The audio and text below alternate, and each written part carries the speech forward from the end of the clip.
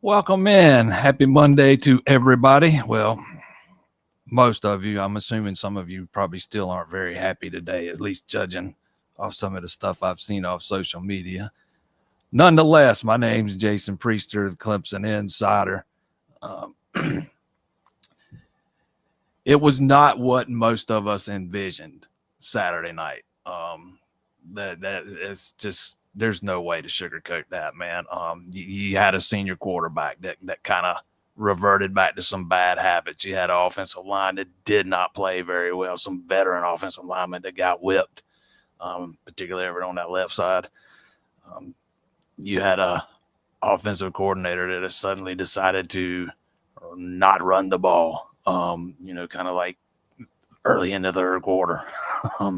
Just some head scratching, mind numbing things that took place in that game the other night. And despite all that, you still have a chance to tie it at the end. Several opportunities during the game to go up 2 scores.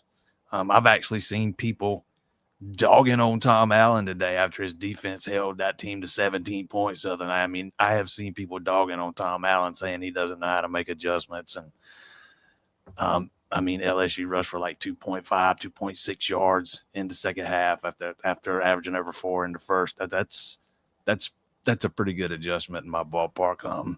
I think the problem resides with people expecting perfection in game one under a new defensive coordinator, but that's a different discussion for a different day, and that's says more about you than those people than anything else. But the issues were on the offensive side of the ball. Was the defense perfect? No.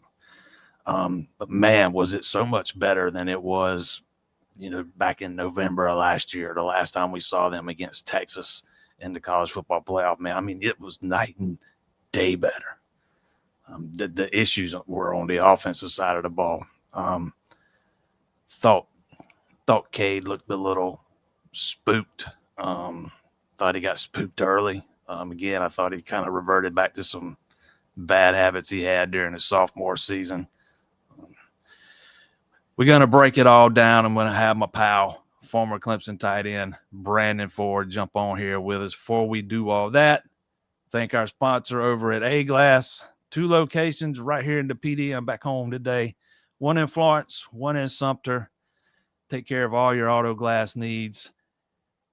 They've been in business a long time, man. They do replacement, repair. They do anything you can think of over there. Give them a call today in Sumter, 803-607-9130. Get yourself a free quote today at the website, myaglass.com. Let's welcome Brandon Ford into the discussion. How's it going, my man? Man, it's going good, man. A little frustrating weekend of football on Friday night and Saturday night for me, but everything's going good, man. Well, we appreciate you being on. I see you didn't quite make it all the way home, man. No, I was in Mount Pleasant and running around trying to get my wife's car clean, just for her to start her week tomorrow. Obviously, Labor Day today, and just losing track of time. And I was like, "Oh snap!" I ain't gonna make it home. I was like, and I definitely don't want to be driving, and I definitely don't want to miss a good bit of the show. So I say, you know what? I'll just stop.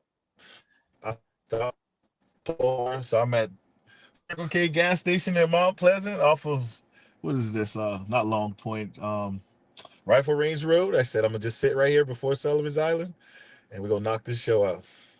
I appreciate you doing that, man. We're gonna dive right in. You know, you're a former player, man. Mm-hmm. You've kind of been through this grind before, the off season grind Right. of the spring, the summer workouts, fall camp. Um, you know, this was something I was going to ask you about already, but I see somebody here is already asking about it. You know, all that prep time, and a team doesn't look ready week one. Um, you know, what would you say to this question here, that fans um, don't understand why the team don't look ready in week one? it's sometimes it's not that you're not ready. It's just you get outperformed, out coach, things like that, and it makes you look like you're not ready. You definitely prepare not just the week of, but weeks up before, through camp, and all of that. And sometimes the team just get the better end. Obviously playing a top 10 team, who's probably very well top five, and it being a juggernaut the whole time. As far as it was 10-3 at halftime. And we couldn't get the offense going. We saw some glimpses here and there, and they made a few more plays than us, which they did. But honestly, when you get in those games, you it just looks. And I always tell people, week one does not define a team. Like, week one is early. It's better to play teams like that early, because you kind of figure out who you are, where you're at. You kind of know what you got to correct, to where if you play them late in the year, it can not only dispose things late, but it can hurt you as far as rankings, college football playoff. So we definitely, when I was there, and I'm pretty sure the same thing, they definitely prepared for the game. They just made more plays than us, and we made more critical errors. What were some of the issues you saw on the offense the Saturday night? You know, to me, it looked Well, like Cade kind of reverted back to some bad habits from his sophomore season, maybe escaping the I pocket would when he didn't some need some to, and those kind some of things things. I some things I definitely saw that I wasn't expecting. I'm gonna start up front. Was us looking a little confused on blitz pickup. And sometimes they have more than you can pick up, but I also thought there were some throws, if he hangs in there, he could make them. If you kind of revert back to some third downs, we had, I can't remember one time late in the game, we had one of the tight ends on a late release, and if he just sits there, he throws it across, and it's not a crazy across the field throw. He hits him wide open, first down, 20-yard gain, possibly touchdown, because we were going in. Another one, he could have hit Tyler Brown over the middle towards the end of the game. And I just think they did a good job at continuously bringing pressure, knowing, hey, they've kind of abandoned the run game. They're probably not going to go back to it being down, not being proven. So let's just send 6, 7, 8. Try to get the ball out of Two's hand, because obviously when Two's on the run, he can make plays with his feet. Some other things that I saw was just some drops, some uncommon drops, plays that TJ Moore and Brian and even Tyler has made, contested or not, 50-50 balls. We saw that a lot last year. These guys rise to the occasion. And I thought that was kind of one of the things that hurt us, because in those tight games, if you remember back when I was playing, the DeAndre, the Sammy, we made plays when it was 50-50. It didn't have to be wide open. It was just give us a chance, and we came down. If any of you watch us playing for many of those years between 2008 through 12, and of course Sammy finished in 13, you saw us win 90% of those 50-50 balls. And then the other thing, just getting off the field on third down. I really was impressed with the defense. I mean, we gave up 17 points. I really say we gave up 10 if we don't put the defense continuously on the field, three and out, three and out, three and out. Obviously they had a big weapon in a 6'7", 6'8" tight end. I mean, that's just you can't really. It's not that you can't do anything about it, but sometimes when they get you in that 1-on-1 setting, it's just whoever wants it more. And unfortunately, Nussmeier plays the ball great. I mean, the guy 6'8", he's got a wingspan that could probably go from goal line to goal line. And I mean, he caught the ball. But other than that, I mean, I think that we definitely have to establish a run game. We got to. I mean, you can't just go air raid. One, it'll hurt you because you're not killing the clock. Two, whether you're getting back in the game or not, you're giving the ball back to the opponent too early, and you want your defense to rest too. So, we definitely got to establish a run game. So that was one of the other things that I wasn't really happy about seeing. On top of that, when you just totally abandon the run that way, everybody in the stadium knows what's coming. It makes it easier to Right, defend you. right, I mean, right. And to piggyback on that, I saw some glimpse of some runs, some tough runs that Adam made, get 4 here, 7 here. And I was just like,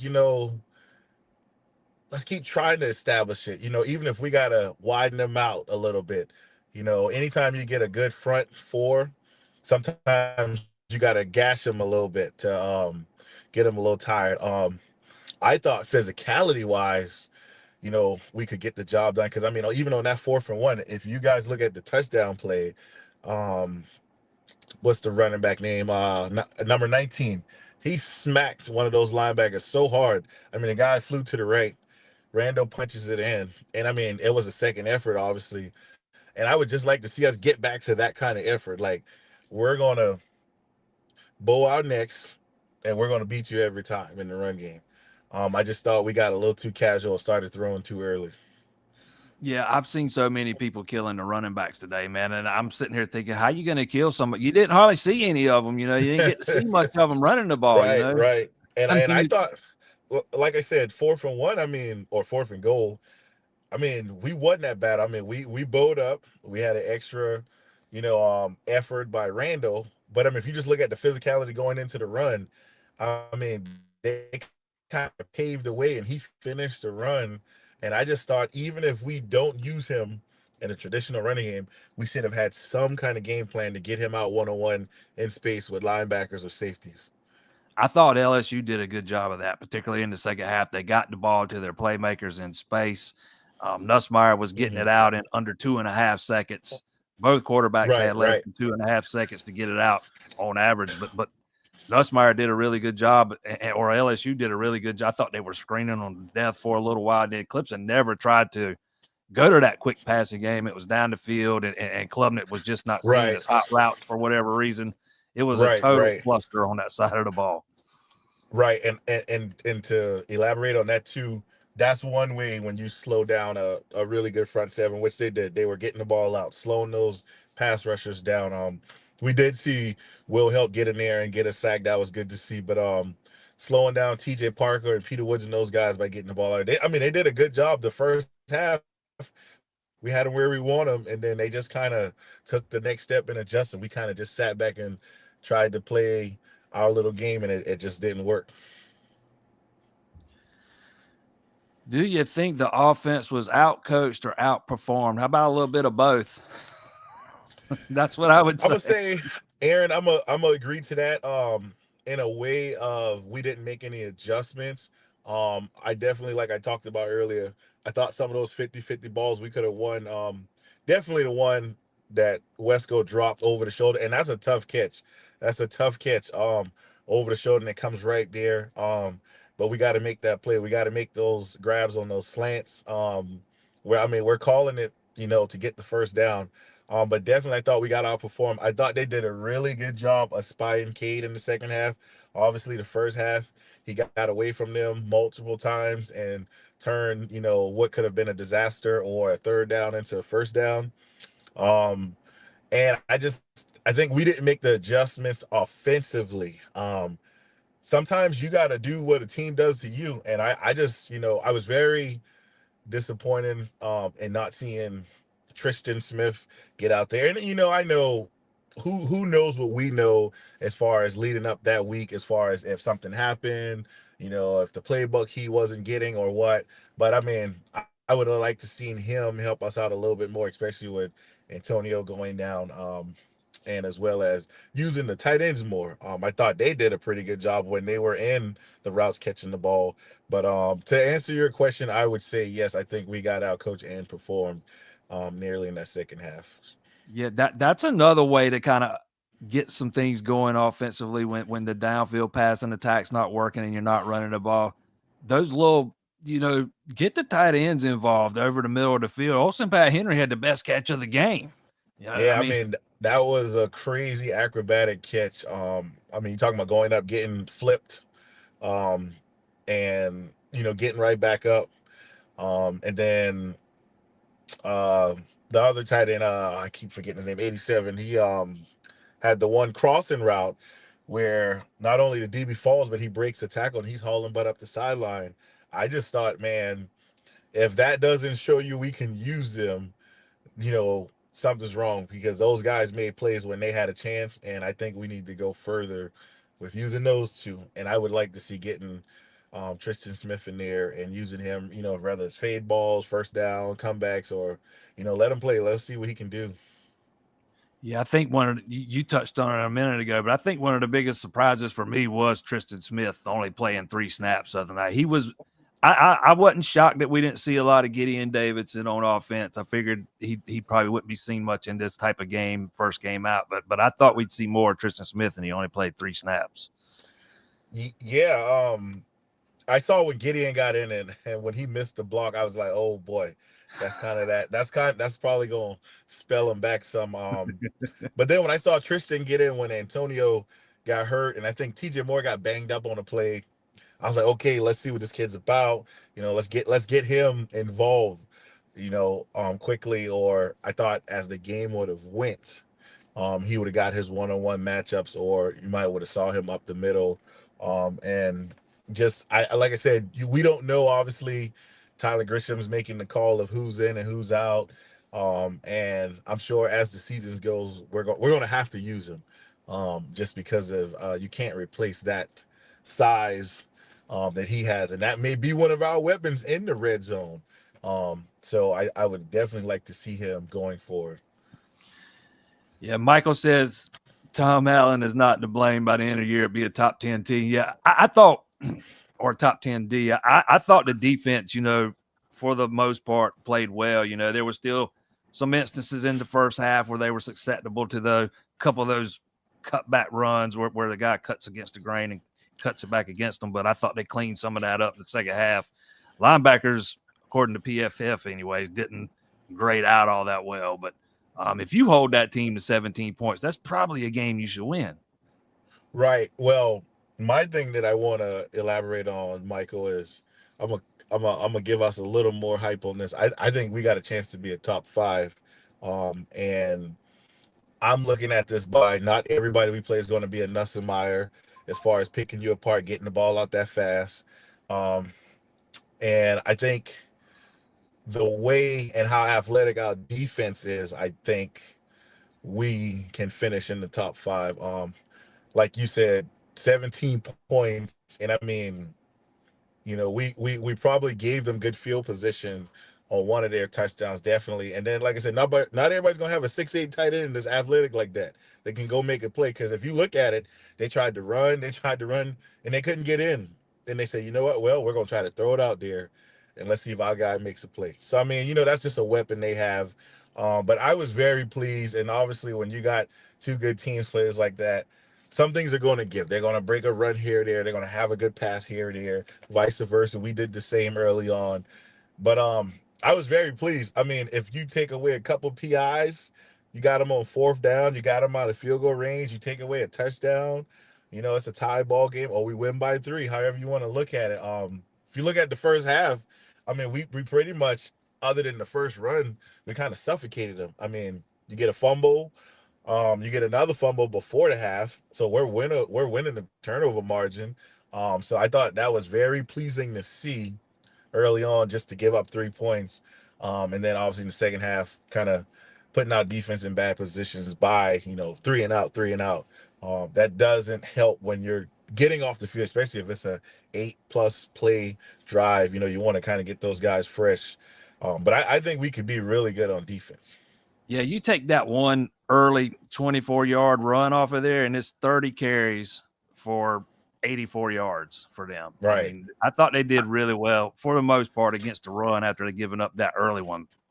Right. And some of that was Nusselmeyer getting out too. So I mean, really we did a good job at containing those guys. And that's a good running back. He's a sophomore and he had a great freshman year. So that's a compliment to our defense. I thought LSU did a really good job of kind of neutralizing Clemson's defensive front with how quickly they were getting the ball out and some of the screen stuff they were doing. It just kind of, I Right. guess that's the best way to describe it, just basically neutralized them. Right. Pretty much what they did in that second half is they went to multiple screen games outside, inside. You had the three receiver coming back in. Um, and I thought, especially on third down, when you got elite pass rushers and D tackles that can get to the quarterback as well as the linebackers, that's one way to slow the defense down.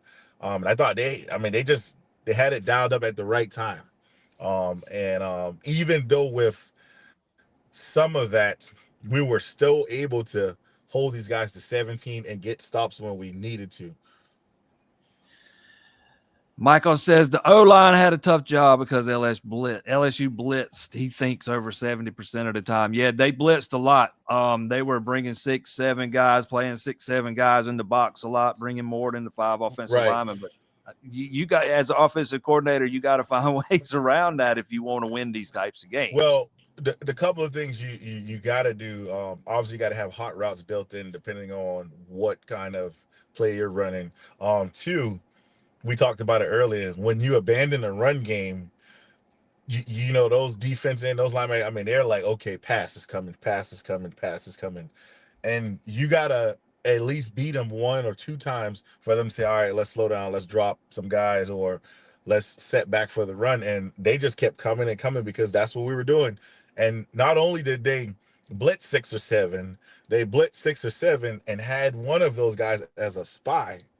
So now it's like, okay, let's blitz him. If he gets out of the rush, now we have a guy scraping over the top to make a play, which you saw at the end of the game as well as in that fourth quarter.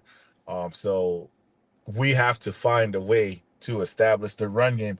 And even if it's not a full traditional run game, we got to find a way to get the ball in our playmakers' hands in space, not just screen game, but quick game, or using the tight ends. 4 and 5 yards of play is great.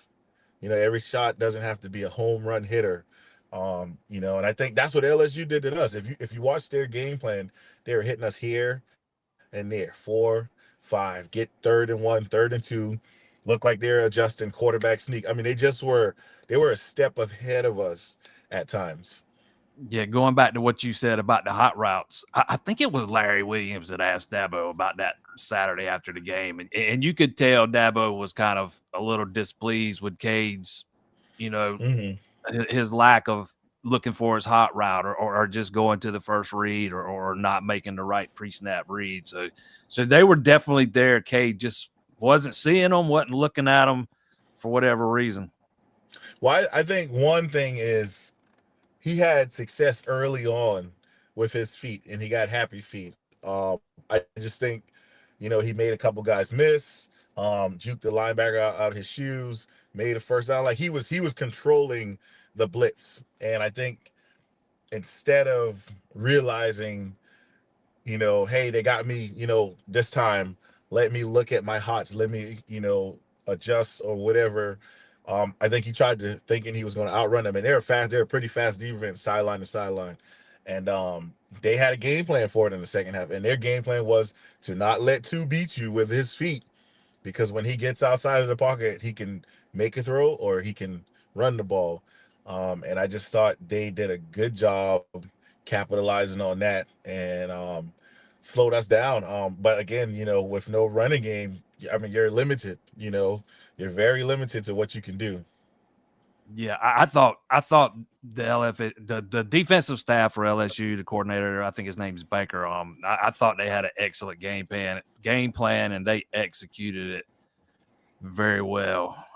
Did Right. Tom Allen's take out Peter Woods? I saw 90 more than 11. I can answer that for you right here.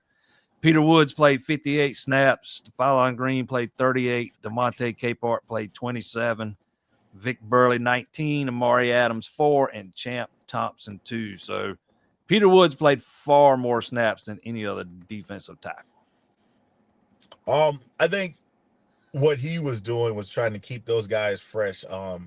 I thought for the most part the defensive line did very well. Obviously, when you're passing the ball and you're, hitting us with screens on third downs, catching us in the zone and hitting us with crossers, um, you kind of affect that defensive line by not letting the rush get to you. But I thought for the most part he was just subbing those guys out because we're kind of deep on the line to where we have a lot of guys we can trust. Obviously, with a freshman in Amari and fifth year seniors, and obviously you got Parker and Woods and all those guys. So I thought the rotation was pretty good. I didn't think that really was a bad thing on his part. I thought we did well there. I thought they just outsmarted us on third down and obviously the costly penalties. Yeah, the next question is from Travis. Why do we stop running the ball? I don't think me or Brandon's going to be able to answer that one, but I'll say this. All of the fans out there that are fully convinced that Dabo's got his hands all in the playbook and won't unleash Garrett Riley, he was pretty irked that in the post game, when he was talking about them abandoning the run way too early. And just based off what I know about Dabo a little bit, if he's going to be dabbling in the play calling that heavily, they're not abandoning the run. Right, right. I was a little discouraged when we stopped running the ball. I wanted us to run the ball more, whether we were going to give it to a freshman or hand it off to Randall. Um, Definitely, that's one way to keep a defense honest. And I think we just went air raid way too quick because we got chance after chance after chance after chance. I mean, you're talking about coming out the half, getting the ball back, um, late in the game. Late. I mean, we had it multiple times in the fourth quarter. They did have one long drive, I think, at the end, towards the end of the third quarter. But for the most part, if we can't establish that we're not going to be very vital as far as attacking teams, because I mean, you could drop 8, you could drop 7, you could spy for the run like they did. So I mean, we're going to have to establish the run game, and obviously we got a far lesser opponent this week, and you'll probably see them work vital on that. But we definitely have to do some running the ball for us to be good. John says Riley is starting his third year, most experienced squad so far. Extra disappointing to start so flat. Second year in a row, too. Let's not have another mid-year cave this year. Yeah, hey, Well, I don't disagree with any of that, man. He is into his third year now. You got all these veterans on this. This is a veteran-heavy offense. You should expect more continuity and more rhythm and more production at this point. I think that's a fair assessment. I will agree to a certain extent to John and the person before that said, same offense, different year.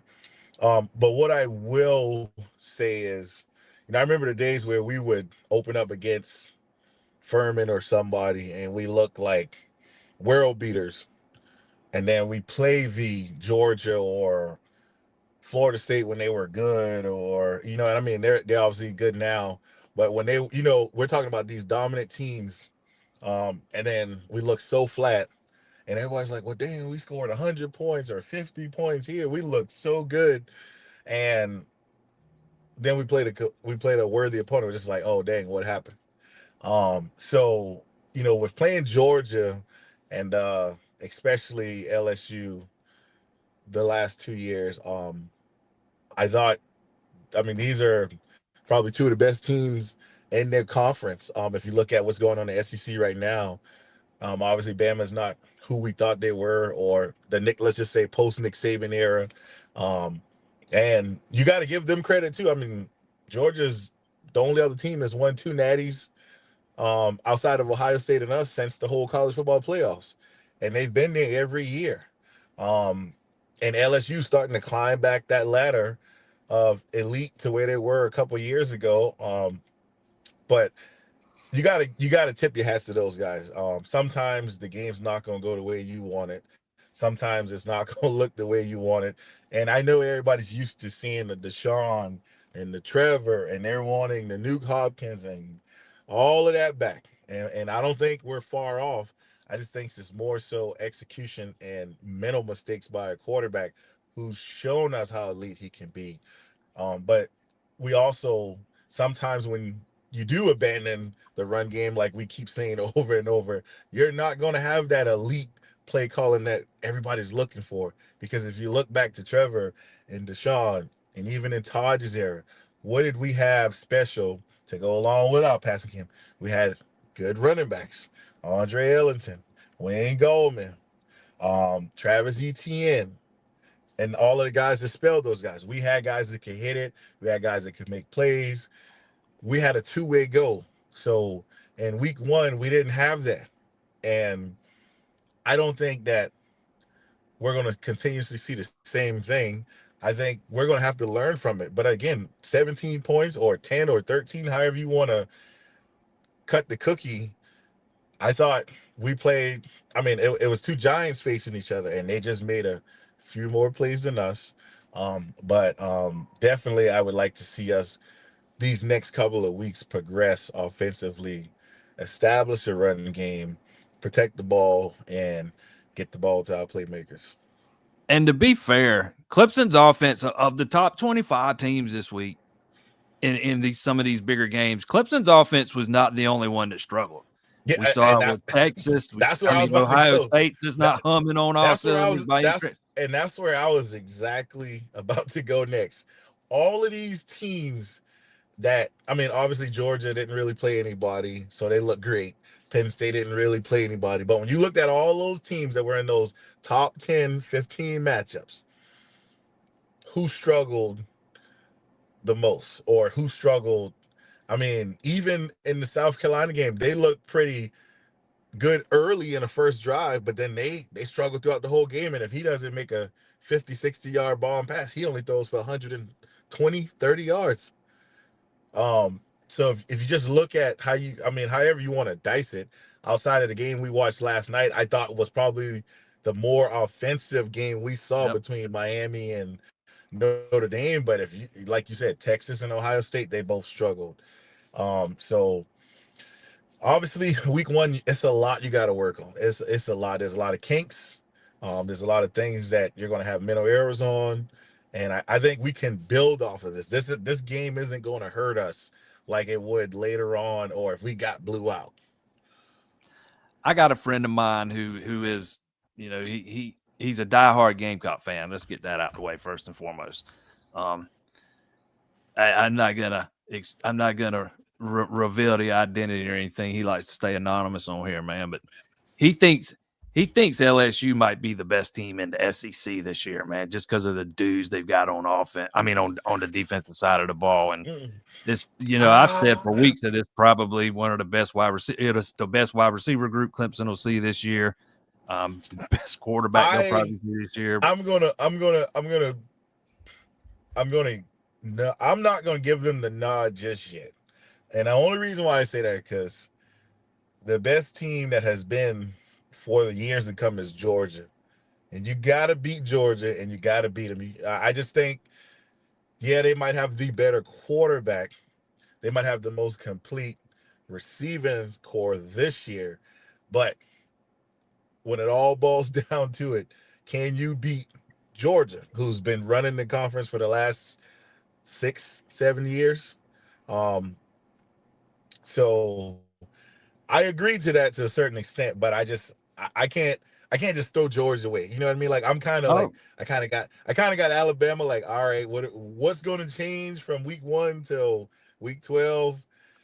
Just I just don't see the same aggressive team that I saw when Nick was there. But Kirby's still there. And I mean, is this going to be a one-hit wonder LSU team like they were when they had Joe Burrow and those guys, or is this going to be a culture building um, teams? How Kirby Smart has his dogs every year.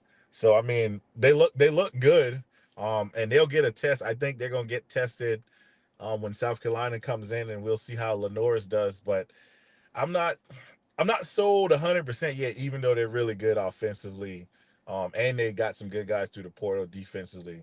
I just Yeah, think Georgia, you got to beat Georgia, you got to beat them, and you got to show that you're better than them. I don't disagree with that. And to be clear, he said they may be the best team in the SEC. He's not proclaiming them quite yet. Just says maybe. Um, Hey, that's a why good maybe though. why wouldn't we see Gideon? Our offense is so soft. I'll tell you why. I'll tell you why I didn't think we were going to see a lot of him. Is just because based off some of the things Dabo said in the past couple of weeks. And Dabo has a tendency sometimes to not play some of these freshmen in the bigger games to start the season in these big season openers. I mean, go back last year and look at Wesco and TJ Moore. They barely played against Georgia. And then he kind of eases them in that second game. So I kind of thought that would be the path we saw with Gideon. And they did. um, They put him in a bad spot, man. That first yeah, play he put yeah. in, he was supposed to block 7 there for LSU to Perkins, I the best player on the field, man. honestly, let me say this. I thought the roles should have been flipped. I think it was Adams who's in there. Yep. Adams should have been leading for Gideon. I, I'm gonna tell we you were why. talking about that in the press box. If you watch Adams' lead block on Randall's touchdown, you'll understand why Adam needs to be in there fullback leading the way. I don't know if it was Weeks or whoever he smoked on that goal line, but please, everybody, go back and watch that play. And I mean, he just crushes the first defender he sees. But that's a tough task for a 18-year-old to come in a big game and say, "Hey, I need you to go lead block." And he didn't necessarily completely miss the guy. He just didn't have the best angle, and the guy ended up making the play. But I agree with you. I think he's trying to ease those guys in because that can be a lot. I mean, we're not going to always see a freshman as talented, as Deshaun or Trevor coming in, or Sammy that's just ready, completely off the gate, ready to go. Um, so I kind of expected that as well too. Neil says Garrett Riley panicked when Antonio Williams went down on the second possession. Actually, hey, Antonio has kind of grown into Klubnik's safety valve. Right, right.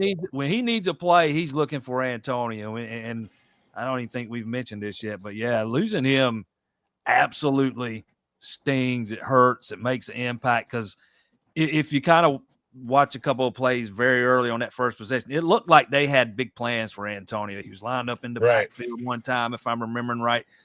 So Mm-hmm. I think they had. I think he was going to be a big part of the game plan, But we And kept hearing about that 2 waves, 3 waves of terror at wide receiver, and one of those waves is supposed to be Tristan Smith, and we don't even see him. They're supposed to and have the depth this year to I kind of think we overcome kind those of things.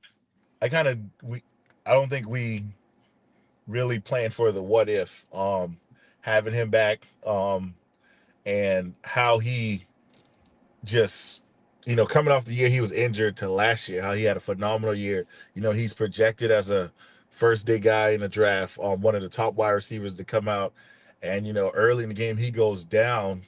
I really, if you would ask me, I wasn't worried. I was like, okay, we can put Tyler Brown there. We can shift TJ Moore in the slot, put Tristan outside. Like I was thinking in my head, like, oh, we could do so much.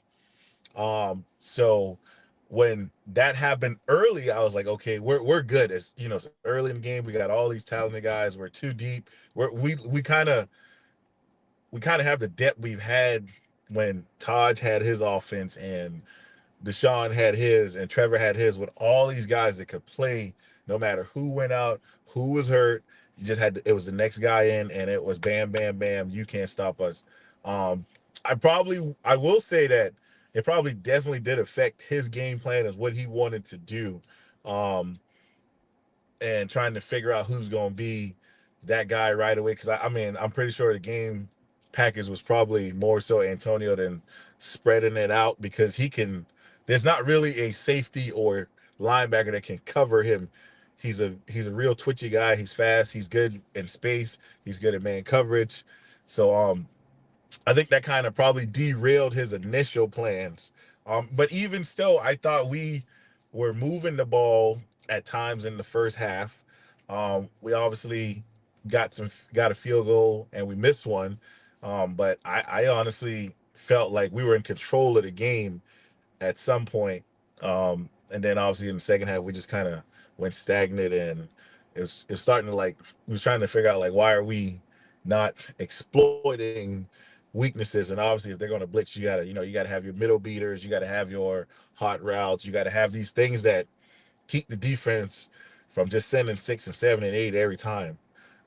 So in a way, I don't like to say they panic. I would just say they kind of got disrupted in what they wanted to do. But sometimes that's the name of the game for the day. But we definitely would like to see us grow from there, and that's why I'm not in a panic mode because it's week one. All right, it's Troy this week on the road 2 weeks from now at Georgia Tech. That has suddenly turned into a monumental game because you don't want to start 0-1 in ACC play now that you dropped this LSU game because you want to control your own destiny in the league. So what needs to happen this week to get a win 2 weeks from now in Atlanta? Well, first we got to fix and establish the run game. Obviously, we have to have an answer for if Antonio's going to be out and who we want to put in that slot. But two, I want everybody to breathe for a second. This ain't. They do got a good quarterback, but that ain't Nussenmeyer in 2 weeks. This is not the same receiving core in 2 weeks. Okay? And this is not the same defense we're going to see in 2 weeks. Slow down. Let's get to Troy first. Let's work on the offense. But I do understand where some people are looking far ahead and they want to know what we're going to look like against Georgia Tech and Florida State and South Carolina. Look, I get it. Y'all are hitting it all on the scenarios of the what ifs, the what ifs. Again, we are going to have to work on, as we both said, our running game. We're going to have to. You got to have a running game, or everybody will peel back and say, look, we're going to send 6 or 7 and a guy scraping over the top. Our answer to that has to be hot routes. It has to be using the tight ends or a big receiver across the middle. We have to have some kind of guy that can stretch the field and handle the middle.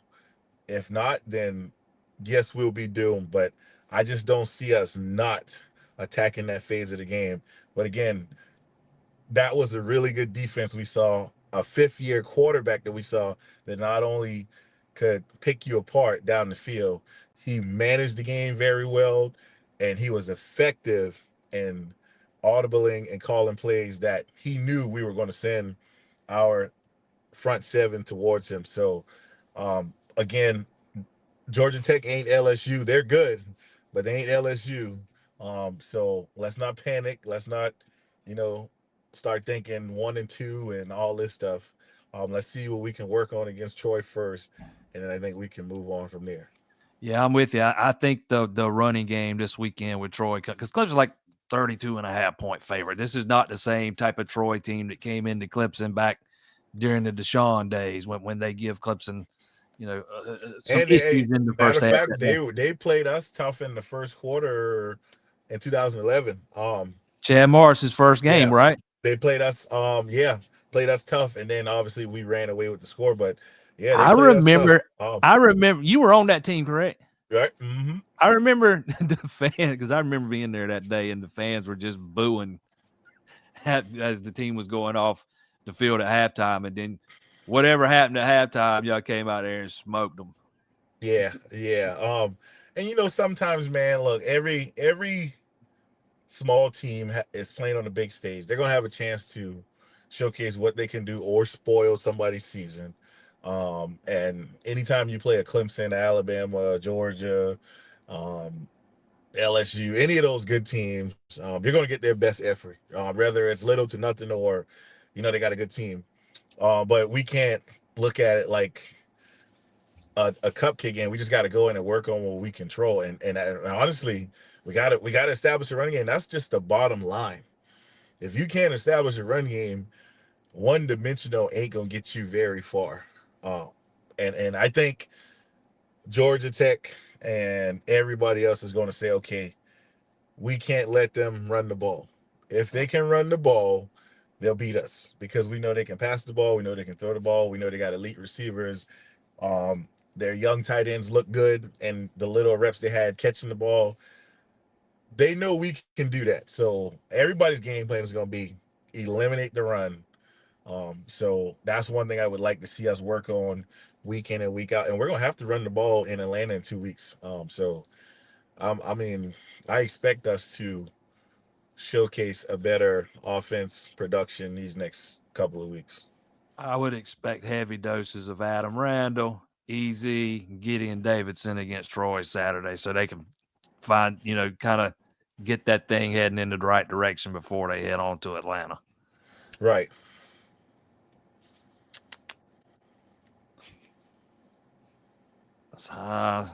Somebody was asking about the left side of the offensive line, and I can't find it now. But if you like PFF grades, the PFF grades were not very good for the left side of the line. Tristan Lee was the worst of the bunch. He was graded at a 48.2. Blake Miller, 64.3. Ryan Linthicum, 63.9. Colin Sadler over there, also on the left side at guard, 55.9. Harris Sewell, 63.4. Elijah Thurman, who did him and Sewell was splitting time. He was at 54.5. And Jacobs got 60, which is average on his one snap. But yeah, I thought Tristan Lee had a rough night over there at left tackle. Absolutely. Yeah, you could tell based on the pressure we were getting. Obviously, sometimes they were sending more than we could handle, but still, for the 4-man rushes we saw and the 4-man with a blitzing linebacker or corner coming off the edge that we saw, we didn't pick it up. And that was kind of discouraging to see because if you can pick up the blitz 9 times out of 10, you're gonna get gashed. Usually when they send the blitz, they're saying, "Look, we're expecting our 5 or 6 guys to get to you.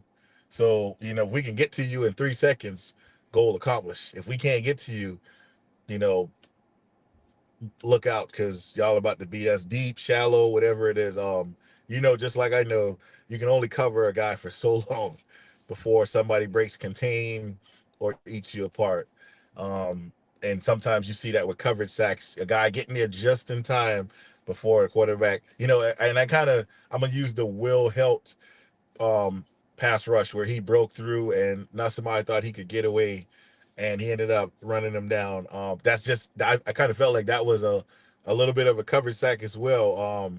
Because he was getting ready to make a play and we were able to bring him down. But yeah, that's not the grades that you want to hear or see. You definitely, in a game like that, anything 75 and above in a hard far game is pretty good when you're playing a lot of snaps. When you start seeing those 40s and 50s and 60s, that's not good enough for us to be effective up front. So that has to change. But again, in these next couple weeks, I don't think we see a defensive line or front seven that's that elite. And if you look, LSU went in the portal and got some guys. They were 18. they were talking about the 18 guy that came in, or was it 13? I think They 13. signed 18 portal players. They signed 18, but I was referring to the safety, and they got the kid from Virginia Tech last year who was effective at the Cornerback. one Was it interception. cornerback or safety? Yeah, cornerback. Yeah. Um, They but signed when two you safeties out of the portal. And when you look at guys to revamp a defense or an offense, that's key. That's key because if you can mesh it all together, it's gonna work out really well. Allah, if you look at Florida State 2 years ago, they looked great. It worked out for them. This year it's working out for LSU. So anytime you can get that many guys and get good ones that can affect the game in which they did, especially with the linebacking core that they came back with, you're gonna be special. Neil says number 10 and 44 never see the field again. 44 was actually the highest graded defensive end for Saturday night. And it wasn't particularly close. He graded out 73.8. Jaheim Lawson graded out at 66.9. Parker 64.6 and Help 56.4. Although I thought Help played better than what that grade would suggest right there. I'm not a big believer in these PFF grades, man. I know fans like them, so I'll mention what they are. But I didn't think Denall played terribly the other night. I think collectively as a group we played well. I think again, if you really watch the game and understand football, you may have a good grade based on getting 2 or 3 sacks, but you may have played horribly against the run the whole night. But it looks like you had a great game. What they did to control our front line, we talked about it earlier. Screen, short routes, beating the zone. That's how you control the front seven. So and that's again, that goes back to having a great OC, having a veteran quarterback that understands, and having elite guys out there making plays. You look at some of the catches those guys made, diving to the ground. You look at some of the calls they made on 3rd and long, 3rd and medium. I mean, I thought one of their best plays was when they fake the screen to the left, when they send the running back out and they come back and hit you with the number 3, and you got 3 guys on the OL out in front against 1 or 2 guys. I mean, that was a beauty. I mean, I got to hand it off to the OC. He did a great job in recognizing what we were trying to run. So sometimes, like you said, grades can be a little skimmish to where it may have a player looking like he didn't play as well or didn't affect the game as well. But sometimes, man, listen, just think about it when we had Deshaun and Trevor and how good some of these teams were, and they just made them look like they weren't as good. Um, and it just goes back to saying the same thing of what they did to us. So sometimes the grades you can give a little bit on them, but sometimes they don't always show how good or how bad a player's played. Travis says FSU came out against Bama, looked how we thought Clemson would look against LSU. First of all, Hey, Travis, let me stop you right there. Let me just stop you right here. You got Gus Malzahn as the OC, who's a genius as an offensive coordinator. That's just like Matt Patricia at Ohio State on the defensive side. When you get guys like that and you got athletes, dude, a lot of things are going to change. First of all, look at Gus Malzahn's track record. Cam Newton, great as he was, running the ball, throwing the ball. Nick Marshall, who was right behind him. Look at the athletes he had. Not to mention, you're talking about Saban and Dobier, 2 different style guys. You don't see this happening. What you saw this week if you have Saban there and the guys he normally has. So you can't really compare the two. You can't compare the two. So again, I don't like that comparison just because it's not it's not the same. You got a great OC who's been proven, who's won national championships, and you got a coach who was there for years, defensive dominant. You talking about Nick Saban, who was a part of the Belichick, the Bill Parcells group, defensive minded guys, physical. They're gonna hit you in the mouth early. Um, so I don't. I mean, again, I don't like that comparison at all. Malzahn was one of those, probably the most under the radar hire that didn't get, or Oh, at least I hadn't seen a whole lot, said about it. And you pair him with Castellanos, that quarterback who's so dangerous with his dude, legs, man, and I that's a pretty good combination. listen. Let me tell you, if let me put it this way: if Malzahn got to South Carolina, we might be in trouble because you get another quarterback who's, I think, better than the kid at Florida State right now in Lenore's as far as effectively as his foot, and you just the one thing that I want to say about Gus is watching him in 2010 with Cam, watching him with Nick Marshall. I always thought he was a better OC than head coach. Um, and even Chad Morris, learned some things from him.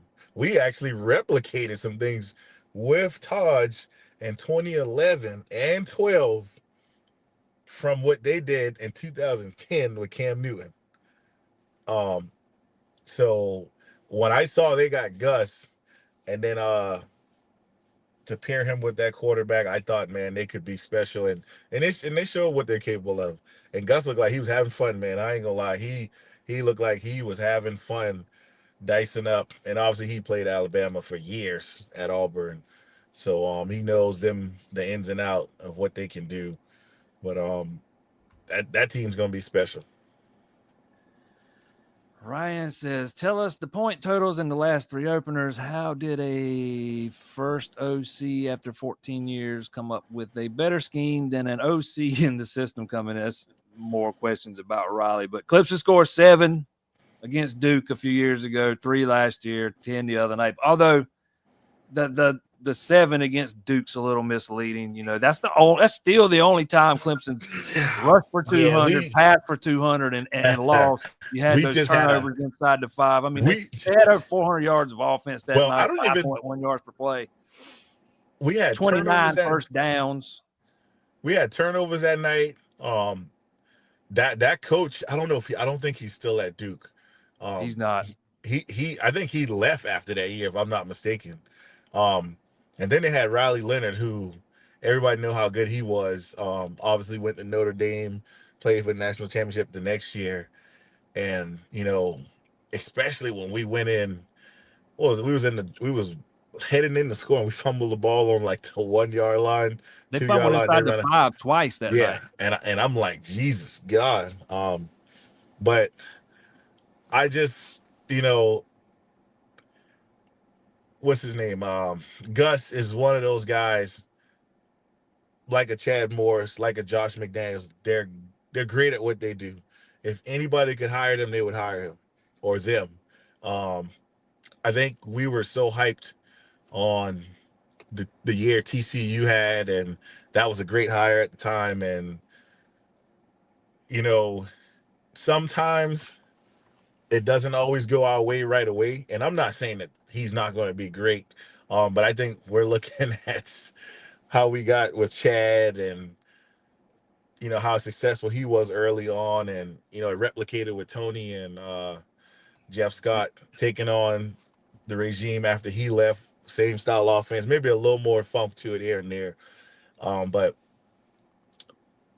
Gus is, to me, to answer or to talk about Ryan's question, I just think he's one of those guys. I mean, he's like a Josh McDaniels guy. They're just great at what they do at offensive coordinator. I think Riley's still out to prove himself, because you talk about going from TCU to Clemson, who's been an elite team for years, and I think he's still got a lot to prove. I don't look at last year and how we progressed from the year before, um, especially with Cade development as the finishing touch. I mean, he has to progress more, or over time we may not see him there. That's just speaking facts. So when you compare the two, man, Gus has already stamped his career. I mean, what he's done at Auburn, and obviously winning a national championship, and then going back with another kid and Nick Marshall. So I think better OC than head coach he always was. Yeah, I think since I put this one up right after talking about Gus, I think he's actually comparing, if I'm understanding him right, I think he's comparing him to LSU's offensive coordinator, who this is his second year there now. They actually got co-coordinators, but Joe Sloan's the actual play caller, but same point. Well, I can't really answer that question because I don't follow LSU much, or I hadn't followed them since they had Ed Orgeron there and those guys. So I thought you were referring more to the Gus Malzahn and stuff like that. All right, let's see here.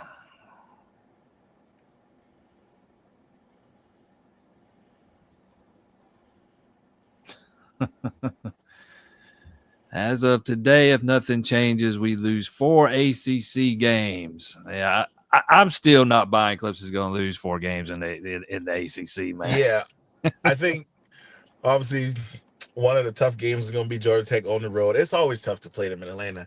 They were tough to play when we were playing. They were tough to play when Deshaun, Trevor, all those guys was playing. They're always tough at home. I mean, that home field advantage works for those guys. Uh, I think that'll be our first test in the ACC. I think down the road, getting Florida State at home will be obviously good for us. A home game. There'll be another test.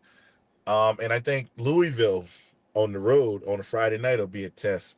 Um, I think as we go and progress, and I'm a harp on it again, we have to establish a running game. If we can establish a running game, we'll pick these guys apart in the passing game.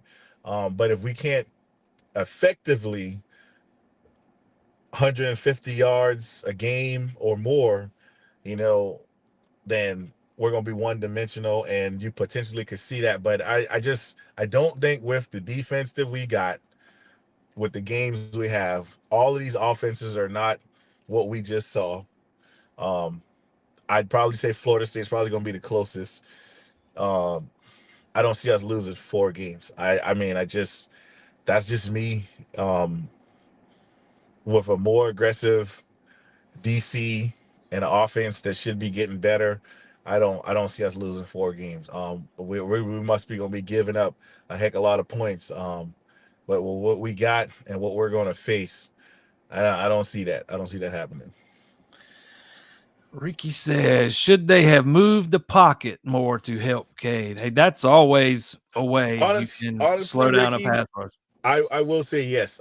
Anytime you do get rushers and blitzing linebackers, yes, you want to move the pocket. I will say the one thing that I would have loved to see Cade do was sit in there and make some of those throws we were talking about that he missed some open wide receivers. I think we've seen him do it. We've seen him do it in the Texas game.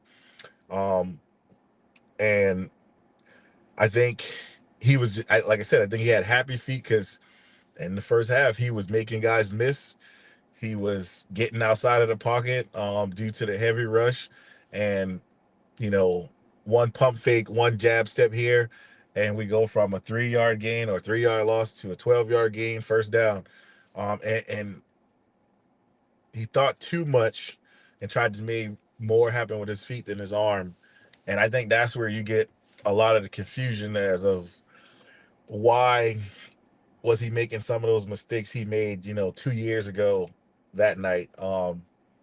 But I think that's a good film for him to learn from. I think not just him, but the O line, with the amount of pressure they sent to us.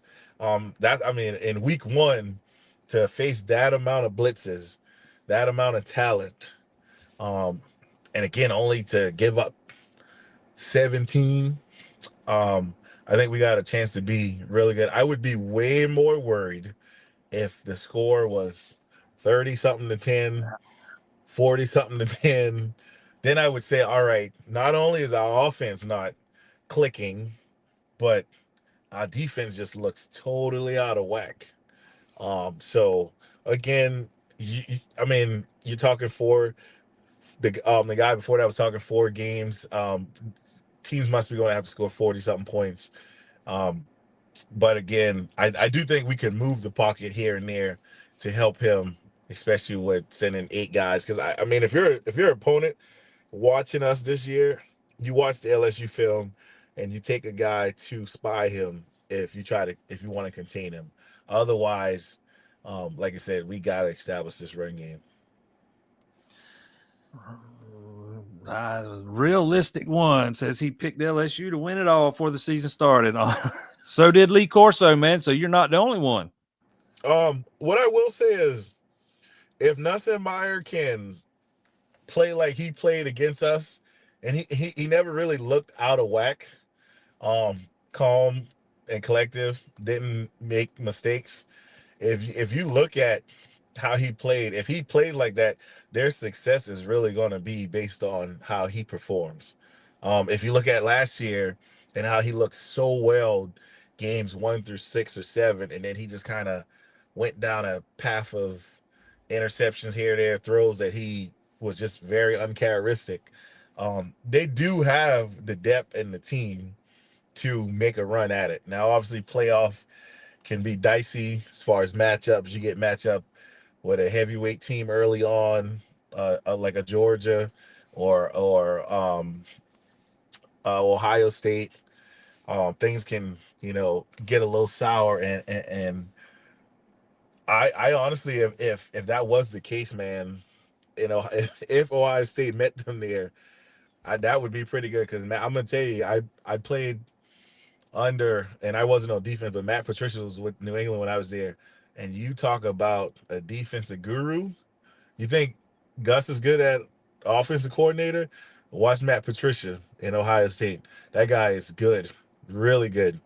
And he knows. I saw somebody made a post about the reason why they beat Texas was because he knows how to beat the Mannings, and I could help not but to laugh because I was like, man, that's a low blow, but I mean at the same time, I mean the guy was good as what he did. He was good as what he did. Carson says he understands. Oh, and for all of you guys joined in late, this is former Clemson tight end Brandon Ford joining us tonight, giving us some of his insights from Saturday and looking ahead or whatever else. We're going to take one more and let him get on to the house. He was very gracious enough to stop on his way home and join us from the car. That's dedication, man.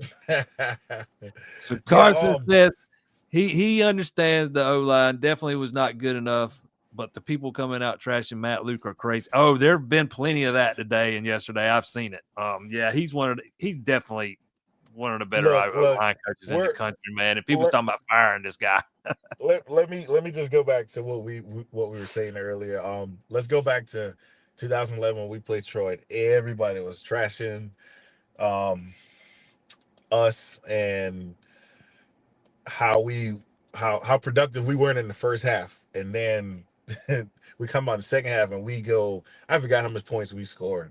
Um, and then obviously the games against Auburn, Florida State, Virginia Tech were back to back to back, and we just. I mean, I think we were on a 35 plus point or 40 points here. And next thing you know, Coach Morris is the best thing since Jesus. So this is one of those things where you just don't have a great night and everybody starts thinking the worst. Everybody starts pointing the finger. Everybody is trying to find a way of saying this is why we lost. When collectively, again, does anybody remember the Super Bowl when the Patriots played the Rams and the score was like 10-3? Mm-hmm. Sometimes you just get in a game where it's good on good. It's just good on good. There's good DBs against wide receivers, linebackers versus running backs, OC versus DC. And then you talk about the little bit of plays that we don't make and they do make. So, again, we talked about the PFF grades. Sometimes you don't play as bad as the grades look. And they just made a couple more plays than us. Take away the third downs of the PIs that we got. You know what I mean? We even got a break on, which I'm always stand for what the rule is. The touchdown catch everybody's raving about, just like yesterday. Calvin Johnson was the creator of this whole rule, catching the ball going to the ground. You have to complete the catch at any time you go in a fall in motion. It don't matter if you pass the goal line. It don't matter if you're going out of bounds. You have to complete the motion. If that ball moves just an inch in completion, and I don't mean to get off the O-line subject, but I'm just saying there's things that happens in the games that change the game. You're talking about before the half, we stop them, we get a fumble recovery. That's big for us. We're talking about the difference in a 6'8" guy versus a 5'10" guy on a fade route. That's big for them. You're talking about two big PIs on 3rd and 11, 3rd and 12, which could flip the field for us. So, I mean, it wasn't a big difference in how we lost. They just did a very good job of second half adjustments against Cade, putting pressure on him, and instead of him sitting there and making some throws, but even when he made the throws, we dropped the ball. We don't win the 50-50 matchups. So, again, you can't just look at one thing and say, well, this is the reason. The O line's this, the receivers this, the quarterback this. Everybody's going to blame Cade because he was so preseason hyped. Everybody's going to blame the injury to Antonio, and we're fully loaded. It's a little bit of everything, but collectively, again, we only gave up 17 to a really good team that went and got 18 transfers, that has an elite quarterback, has a really good sophomore running back, some elite wide receivers, and you only gave up 17. We That's only a gave up win. what, 23 points? And this same team in 2012 had Odell Beckham, Jarvis Landry, and like a three-headed monster of running backs. So I mean, that's just good on good. Good on good. And again, we can pick the games apart. Look at Ohio State and Texas's score. Everybody probably was thinking Jeremiah Smith was going to go off for 200, and Arch Manning was going to throw for 400, and it didn't happen. Just good on good. You don't ever know what you're going to get in an opener. The openers of this kind of magnitude anyway, when you got two top Right. 10, 15, 20 teams facing off, whatever, man. I knew we were going to see some sloppiness. We saw more than I thought we would, but I knew there were going to be some, and there'd be a filling out period. And again, we saw it with more teams than just with Clemson's offense. We touched on that a little while ago. It definitely was not just specific to Clemson this weekend. All right, man. We very much appreciate you coming on. Particularly knowing you stopped and did the thing in your car, man. Yes, sir. I can't thank you enough. We'll bring you back in a couple. Maybe. How about we aim for after Georgia Tech, man, and see what happens there. Let's honestly, I kind of like where we're going. Especially it's almost like a 2 weeks, 3 weeks phase. I am going to get I'm thinking Georgia Tech. I'm gonna try to get a guest on. I'm gonna try to see if I can get Quandon Christian on with us for that That'd game. be awesome, man. Obviously, when we played them, they were more in a run option style, and that was that was a big game plan for him and those defensive linemen.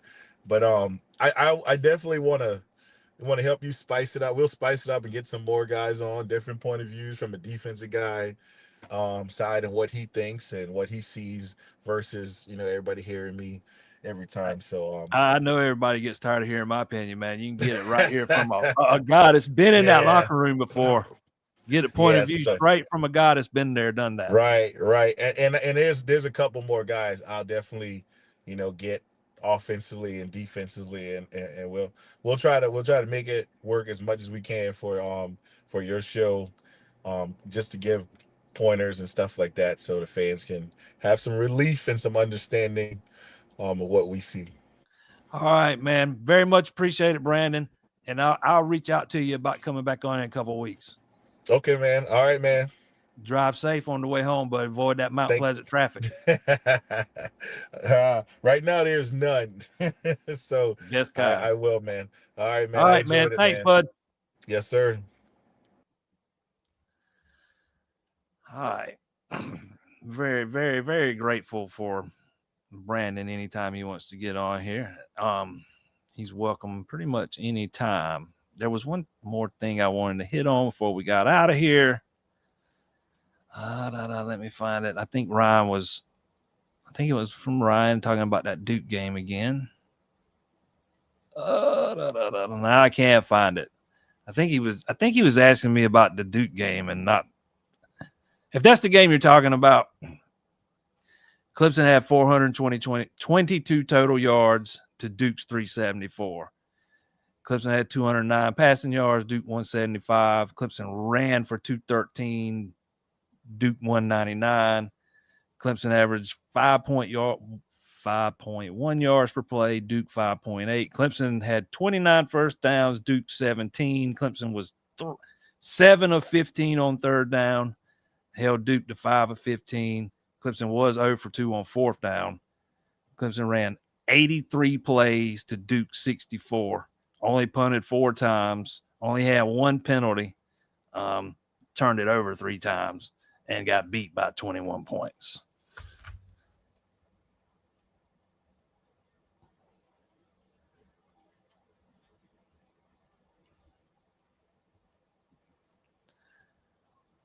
How about LSU running the same screen 2-3 plays back to back for yards? I mean, you're not going to shut down every single play. You're not going to make an adjustment after every single play. It just doesn't work that way. I thought the defense more than held their own. I saw somebody saying earlier that it should have been 24 points. I disagree. I don't think that was a catch. The refs made the right call. You hold them to 17, you should win that game. Me and Brandon touched on that right at the top. Want to thank everybody that tuned in tonight, man. I know when we had Brandon on, it gets a little bit harder to get to everything, man, because he does such a good job of explaining things, and he goes a little more in depth than I can. Right back here next Monday. Thank our sponsor over at A-Glass, 2 locations in the PD, 1 in Florence, 1 in Sumter. Take care of all your auto glass needs. Get yourself a free quote today, myaglass.com. Yes, LSU were wearing shirts that said 1-0 on their backs in the pregame. A lot of confidence coming in that game from their head coach. I don't remember their players saying a whole lot, but particularly from the head coach and them busting out those shirts, man. And if you're going to do that, you better win, and they did.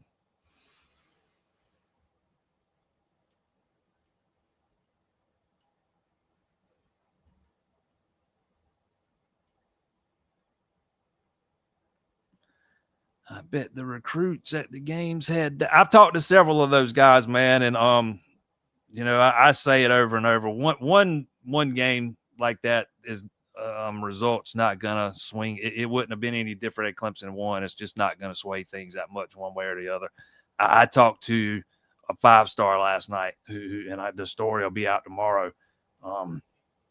Who says Clemson's probably at the top of his list right now, just based off everything that happened on that visit last night. He's still a little ways off, but we'll see what happens. I just don't think one game, particularly one result. Now, if they go on to lose 3-4 more games this season, then yeah, that's absolutely going to impact it. But if they can get some things fixed, and it won't hurt too much, man.